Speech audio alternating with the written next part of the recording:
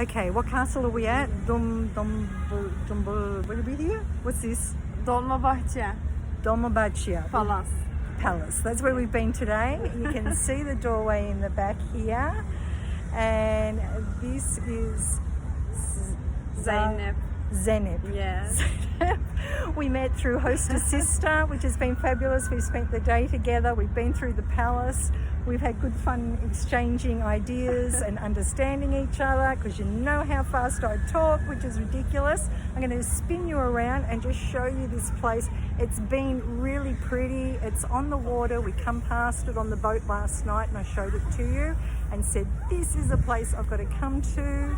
So we come out here today and it's been really good fun. We tried to meet up earlier and we both met up at the fountain at Taksim Square, but we didn't see each other. Can you believe it? We're in this city, we're at the same square, and we couldn't find each other. But we worked it out and we got together later in the day and we spent the day here together. I'm about to go and eat now, so I'm going to the Turkish bazaar. Yeah. Turkish bazaar. Egyptian bazaar.